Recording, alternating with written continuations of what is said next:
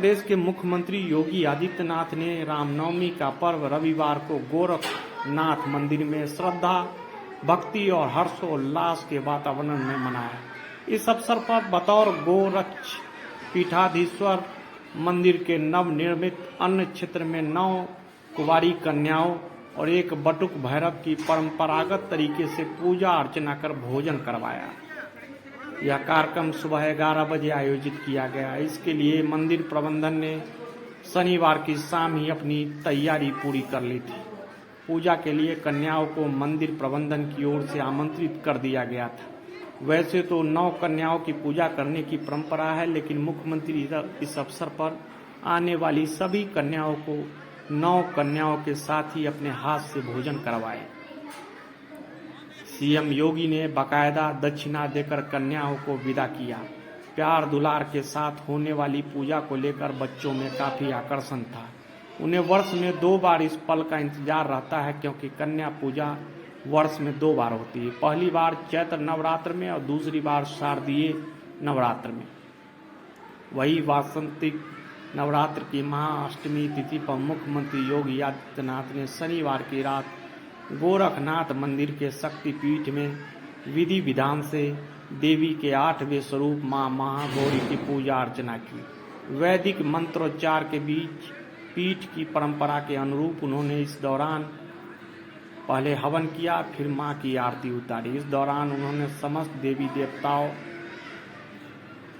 को अभिषेक और सात्विक बलि अनुष्ठान भी पूरा किया। प्रसाद वितरण के साथ अष्टमी तिथि की आराधना संपन्न हुई। रविवार को उन्होंने कन्या पूजन के बाद लोगों को संबोधित भी किया। मातृशक्ति के प्रति सम्मान का भाव रखते हुए कुंवारी कन्याओं की पूजन का कार्यक्रम अभी यहाँ पर संपन्न हुआ है। भारत की परंपरा में मातृशक्ति का सदैव सर्वोपरि स्थान रहा है और उसी परंपरा का निर्वहन करते हुए वह वासंतीय नवरात्रि हो या शारदीय नवरात्रि, दोनों अवसरों पर इस पवित्र कार्यक्रम के साथ जुड़ने का सौभाग्य पूरे देशवासियों को प्राप्त होता है। आज नवमी की स्थिति पर कुंवारी कन्याओं की पूजन का 9 दुर्गा स्वरूप 9 कन्याओं के पूजन का एक कार्यक्रम अभी यहाँ पर संपन्न हुआ है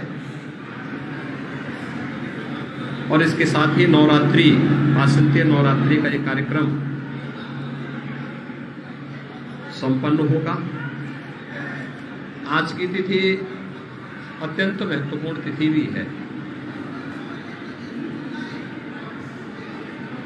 पूरे समाज को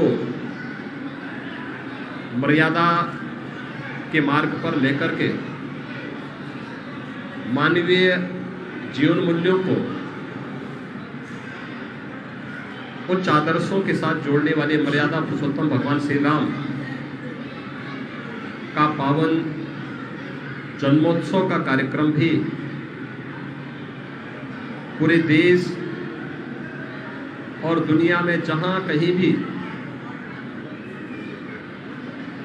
सनातन धर्मावलंबी या भारत के अंदर जन्मे भी उपासना विधियों के अनुयायी निवास करते हैं, उनके द्वारा हर्षोल्लास के साथ यह आयोजन किया जा रहा है। अयोध्या धाम में विशेष आयोजन चल रहे हैं और दुनिया के अंदर जहां कहीं भी यह आयोजन हो रहा है, उसके साथ श्रद्धालुजन बड़ी उत्साह और उमंग के साथ मर्यादा पुरुषोत्तम भगवान श्री राम के प्रति अपनी आस्था को व्यक्त करते हुए इस आयोजन के साथ जुड़ रहे हैं। मैं वासंतीय नवरात्रि और रामनवमी के अवसर पर पूरे प्रदेशवासियों को हृदय से बधाई देता हूं। विश्वास करता हूं कि नवरात्रि के अवसर पर आज नवमी तिथि पर हमने देवी स्वरूपा जिन कन्याओं के पूजन के कार्यक्रम के साथ हम सब जुड़े हैं, उन्हें सुरक्षित रखने, अच्छा माहौल देने और उनके लिए शासन के द्वारा जो भी कल्याणकारी योजनाएं उनके उन्नयन के लिए, उनके बेहतर भविष्य के लिए लागू की गई है, उन सब को पूरी ईमानदारी के साथ लागू करने, बेटी बचाओ बेटी पढ़ाओ का कार्यक्रम हो, जननी सुरक्षा का कार्यक्रम हो, मातृवंदना का कार्यक्रम हो, मुख्यमंत्री कन्या सुमंगला योजना या फिर मिशन शक्ति के माध्यम से पूरी मातृशक्ति की सुरक्षा, सम्मान और उनके स्वावलंबन से जुड़ी हुई इन तमाम योजनाओं के साथ जुड़ करके हम इस पूरे कार्यक्रम को सफलता की नई ऊंचाइयों तक पहुंचाने का कार्य करेंगे। जिस श्रद्धा भावना के साथ हम सब इस आयोजन के साथ जुड़े हैं, उसी श्रद्धा भावना के साथ हम लोग मातृशक्ति की सुरक्षा, उनके सम्मान, उनके स्वावलंबन के इस कार्यक्रम को अपने दैनिक जीवन में भी आगे बढ़ाने में अपना योगदान देंगे। मर्यादा पुरुषोत्तम भगवान श्री राम का पावन जन्मोत्सव का कार्यक्रम इस नवमी तिथि के अवसर पर अयोध्या धाम के साथ साथ पूरे देश के अंदर और दुनिया में जहां कहीं भी सनातन धर्मावलंबी निवास करता है, उनके द्वारा हर्षोल्लास के साथ आयोजित किया जा रहा है।